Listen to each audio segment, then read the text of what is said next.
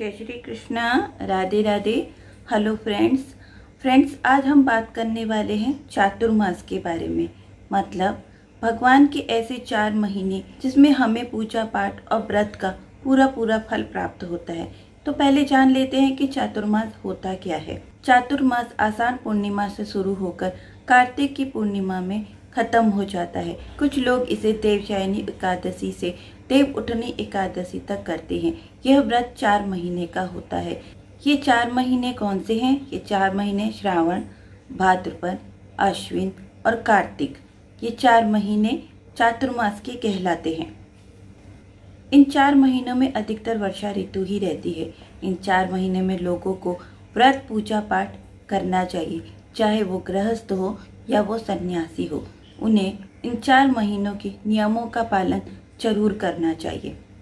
चातुर्मास का मतलब होता है कि हम अपने संसार की जो भोग की जो चीज़ें हैं उनसे दूर रहकर ज़्यादा से ज़्यादा भगवान का भजन करना। इन 4 महीनों में कोई भी मांगलिक कार्य नहीं किए जाते हैं। पौराणिक मान्यता के अनुसार इन 4 महीनों में जब देवशयनी एकादशी होती है उस दिन भगवान विष्णु पाताल लोक में जाकर सो जाते हैं और इस समय भगवान शंकर 4 महीने के लिए सारे संसार की जिम्मेदारी अपने सर पर उठा लेते हैं। इन 4 महीनों में भगवान विष्णु की पूजा तो की जाती है, साथ में शंकर भगवान की भी आराधना की जाती है। इससे जो चातुर्मास के पुण्य फल जो व्रत होते हैं उसका फल दुगना हो जाता है। तो चलिए जानते हैं चातुर्मास के बारे में विस्तार से। चलिए, चातुर्मास की व्रत विधि। चातुर्मास में भगवान विष्णु की विशेष पूजा की जाती है। सबसे पहले चातुर्मास के दिनों में जल्दी उठें, उसके बाद नहाकर साफ वस्त्र धारण करें और व्रत का संकल्प लें। चातुर्मास के दिनों में भगवान विष्णु की विधिवत पूजा करें। चातुर्मास में भगवान विष्णु के मंत्र जाप करने से विशेष लाभ मिलता है। चातुर्मास में भगवान विष्णु को पीली मिठाई का भोग अवश्य लगाएं। चातुर्मास का पहला महीना श्रावण होता है, जो भगवान शिव को समर्पित है। इस महीने में हरी पत्तेदार सब्जियों से परहेज करने का नियम है। दूसरा महीना भाद्रपद का होता है। यह पूरी तरह से त्योहारों से भरा होता है। भगवान गणेश का आगमन होता है, यानी कि गणेश चतुर्थी और जन्माष्टमी का पर्व भी इसी महीने में आता है। इस महीने में दही खाने से बचना चाहिए। चातुर्मास का तीसरा महीना अश्विन होता है। इस माह में नवरात्रि और दशहरा मनाया जाता है। इस महीने में दूध से परहेज करने का नियम है। चातुर्मास का अंतिम यानी चौथा महीना कार्तिक का होता है। इस माह में दीपावली पर्व मनाया जाता है। इस महीने में दालों से परहेज रखने का विधान है। यह नियम स्वास्थ्य के लिए उत्तम माना गया है। चातुर्मास में क्या करें? शास्त्र अनुसार चातुर्मास एवं चौमासे के दिनों में देव कार्य अधिक होते हैं, जबकि हिंदुओं के विवाह आदि उत्सव नहीं किए जाते हैं। इन दिनों में मूर्ति प्राण प्रतिष्ठा दिवस तो मनाए जाते हैं, परंतु नव मूर्ति प्राण प्रतिष्ठा व नव निर्माण आदि के कार्य नहीं किए जाते हैं। जबकि धार्मिक अनुष्ठान श्री भागवत ज्ञान यज्ञ, श्री रामायण और श्रीमद् भागवत गीता का पाठ, हवन यज्ञ आदि कार्य अधिक होते हैं। गायत्री मंत्र के पुरस्मरण व सभी व्रत सावन मास में संपन्न किए जाते हैं। सावन के महीनों में मंदिरों में कीर्तन, भजन, जागरण आदि कार्यक्रम अधिक होते हैं। चातुर्मास के दौरान जो भी व्रत करते हैं उसमें ब्रह्मचर्य व्रत का पालन जरूरी माना गया है। इसके अलावा नशीले पदार्थों के सेवन का भी त्याग करना चाहिए। भूमि पर शयन करना चाहिए और भगवान विष्णु की पूजा करनी चाहिए। जहाँ तक संभव हो भोजन में नमक का प्रयोग करने से बचें। व्रती को गेहूँ, मूंग, दाल और जई जैसे खाद्य पदार्थों के सेवन से बचना चाहिए। सच्चाई और ईमानदारी के रास्ते पर चलना चाहिए।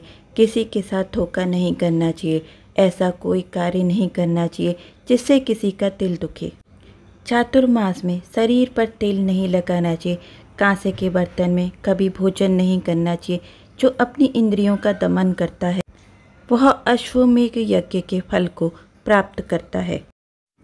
चातुर्मास के विभिन्न कर्मों का पुण्य फल। पद्म पुराण के अनुसार जो मनुष्य इन 4 महीनों में मंदिर में झाड़ू लगाते हैं तथा मंदिर को धोकर साफ करते हैं, कच्चे स्थान को गोबर से लीपते हैं, उन्हें 7 जन्म तक ब्राह्मण योनि मिलती है। जो भगवान को दूध, दही, घी, शहद और मिश्री से स्नान कराते हैं, वह संसार में वैभवशाली होकर स्वर्ग में जाकर इंद्र जैसा सुख भोगते हैं। धूप, दीप, नैवेद्य और पुष्प आदि से पूजन करने वाला प्राणी अक्षय सुख भोगता है। तुलसी दल अथवा तुलसी मंजरियों से भगवान का पूजन करने, स्वर्ण की तुलसी ब्राह्मण को दान करने पर परम गति मिलती है। गूगल की धूप और दीप अर्पण करने वाला मनुष्य जन्म जन्मांतरों तक धनाढ्य रहता है।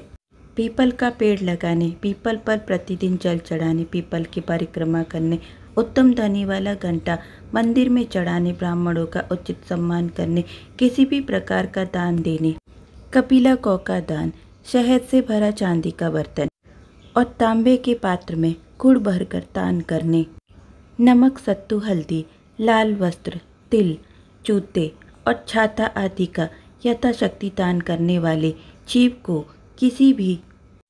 किसी वस्तु की कमी जीवन में नहीं आती तथा वह सदा ही साधन से संपन्न रहता है। जो व्रत की समाप्ति यानी उद्यापन करने पर अन्न, वस्त्र और शय्या दान करते हैं, वह अक्षय सुख को प्राप्त करते हैं और सदा धनवान रहते हैं। वर्षा ऋतु में गोपी चंदन का दान करने वालों को सभी प्रकार के भोग एवं मोक्ष मिलते हैं। जो नियम से भगवान श्री गणेश जी और सूर्य भगवान का पूजन करते हैं, वह उत्तम गति को प्राप्त करते हैं तथा जो शक्कर दान करते हैं, उन्हें यशस्वी संतान की प्राप्ति होती है। माता लक्ष्मी और पार्वती को प्रसन्न करने के लिए चांदी के पात्र में हल्दी भरकर दान करनी चाहिए तथा भगवान शिव को प्रसन्न करने के लिए बैल का दान श्रेष्ठकर है। चातुर्मास में फलों का दान करने से नंदनवन का सुख मिलता है। जो लोग नियम से एक समय भोजन करते हैं, भूखों को भोजन खिलाते हैं, स्वयं भी नियमबद्ध होकर चावल तथा जौ का भोजन करते हैं, भूमि पर शयन करते हैं, उन्हें अक्षय कीर्ति की प्राप्ति होती है। इन दिनों आंवले से युक्त जल से स्नान करना तथा मौन रहकर भोजन करना श्रेयस्कर है। 4 महीने नेत्रों में रहती है योग निद्रा। ब्रह्म वैवर्त पुराण के अनुसार एक अन्य प्रसंग में एक बार योग निद्रा ने बड़ी कठिन तपस्या कर भगवान विष्णु को प्रसन्न कर लिया और उनसे प्रार्थना की, भगवान आप मुझे अपने अंगों में स्थान दीजिए। लेकिन भगवान विष्णु ने देखा कि उनका अपना शरीर तो लक्ष्मी के द्वारा अधिष्ठित है। इस तरह का विचार कर श्री भगवान विष्णु ने अपने नेत्रों में योग निद्रा को स्थान दे दिया और योग निद्रा को आश्वासन देते हुए कहा कि तुम वर्ष में 4 मास मेरे आश्रित रहोगी। पौराणिक कथा, इसलिए विश्राम करते हैं भगवान विष्णु। शास्त्रों के अनुसार राजा बलि ने तीनों लोकों पर अधिकार कर लिया। घबराए इंद्रदेव व अन्य सभी देवताओं ने जब भगवान विष्णु से सहायता मांगी तो श्री हरि ने वामन अवतार लिया और राजा बलि से दान मांगने पहुंच गए। वामन भगवान ने दान में 3 पग भूमि मांगी। 2 पग में भगवान ने धरती और आकाश नाप लिया और तीसरा पग कहाँ रखे जब यह पूछा तो बलि ने कहा कि उनके सिर पर रख दें। इस तरह बलि से तीनों लोगों को मुक्त करके श्री नारायण ने देवराज इंद्र का भय दूर किया। लेकिन राजा बलि की दानशीलता और भक्ति भाव देखकर भगवान विष्णु ने बलि से वर मांगने के लिए कहा। बलि ने भगवान से कहा कि आप मेरे साथ पाताल चले और हमेशा वहीं निवास करें। भगवान विष्णु ने भक्त बलि की इच्छा पूरी की और पाताल चले। इससे सभी देवी देवता और देवी लक्ष्मी चिंतित हो उठे। देवी लक्ष्मी ने भगवान विष्णु को पाताल लोक से मुक्त कराने के लिए एक युक्ति सोची और एक गरीब स्त्री बनकर राजा बलि के पास पहुंच गई। इन्होंने राजा बलि को अपना भाई मानते हुए राखी बांधी और बदले में भगवान विष्णु को पाताल से मुक्त करने का वचन मांग लिया। भगवान विष्णु अपने भक्त को निराश नहीं करना चाहते थे, इसलिए बलि को वरदान दिया कि वह साल आषाढ़ शुक्ल एकादशी से कार्तिक शुक्ल एकादशी तक पाताल लोक में निवास करेंगे। इसलिए इन 4 महीनों में भगवान विष्णु योग निद्रा में रहते हैं।